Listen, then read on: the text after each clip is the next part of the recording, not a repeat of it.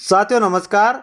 आज हम चर्चा करने वाले हैं बीमार पशु की पहचान कैसे करते हैं। जो पशु बीमार है उसका डायग्नोसिस कैसे करना चाहिए, फील्ड में हम किस तरीके से डायग्नोस करना चाहिए, बीमार पशु को क्या लक्षण रहते हैं, कैसे हम पहचानेंगे, इसके बारे में आज हम डिटेल से जानने वाले हैं। तो आप इस वीडियो को स्किप करके ना देखें, वीडियो को पूरा देखें।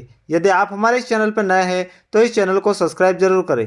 साथियों बात करते हैं, जब भी आप किसी पशु को देखने जाए तो सर्वप्रथम आपको पशु का डायग्नोस करना है। डायग्नोस के रूप में आपको सर्वप्रथम पशुओं का टेम्परेचर लेना है। टेम्परेचर से हमें पता चलेगा कि पशुओं का टेम्परेचर कम है या ज़्यादा है या नॉर्मल है। इसका हमें ज्ञान होना बहुत ही ज़रूरी है। फील्ड में यह मेन काम हमें करना बहुत ही ज़रूरी है। इसके बाद हमें पशुओं का बॉडी कोड चेक करना है। अगला हिस्सा गर्म है या पिछला हिस्सा गर्म है या ठंडा है, इसके बारे में हमें डिटेल से जानना है। इसके बाद में हमें पशुओं के कान को भी चेक कर लेना चाहिए कि पशुओं के कान ठंडे हैं या गर्म। यह डायग्नोस करना हमें बहुत ही ज़रूरी है। साथियों फील्ड में इस तरीके से यदि आप डायग्नोस करेंगे तो आप बीमार पशुओं को पहचान लेंगे, और यदि आप इस तरीके से डायग्नोस नहीं करेंगे तो फील्ड में आप पशुओं को पहचानने सीखने में बहुत दिक्कत आएगी। ये देखिए, हमें दोनों तरफ पशुओं के रुमन में चेक करना है, पानी तो नहीं है, यह भी हमें पेट हिला के देखना है। ये देखिए इस तरीके से, और रूमिनल मूवमेंट काम कर रहा है या नहीं कर रहा है, इसकी भी हमें जानकारी होना बहुत ही ज़रूरी है।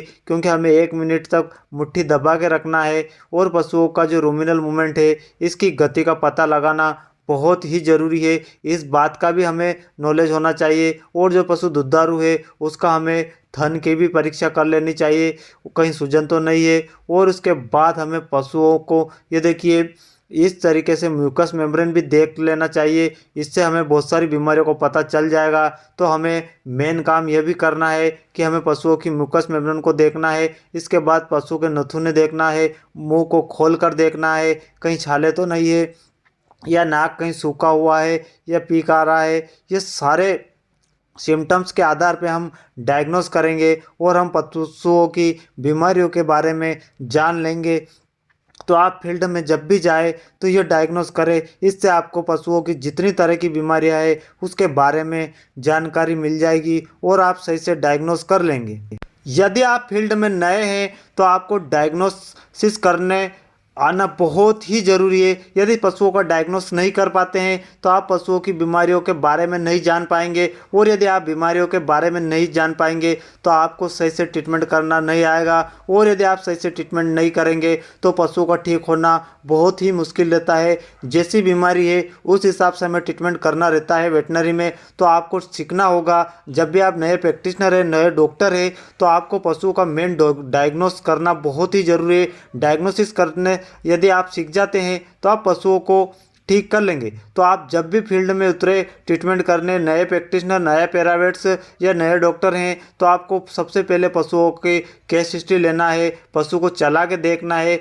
केस हिस्ट्री लेने के लिए हमें पशु मालिक से पूछना है। उसके बाद हमें पशुओं का डायग्नोसिस करना है। डायग्नोसिस करने के लिए हमने जो बताया है इस तरीके से आपको पशुओं का परीक्षण करना है। यदि आप इस तरीके से परीक्षण करते सीख जाते हैं तो आप पशुओं को ठीक कर लेंगे, वरना आप पशुओं को बिल्कुल भी ठीक नहीं कर पाएंगे।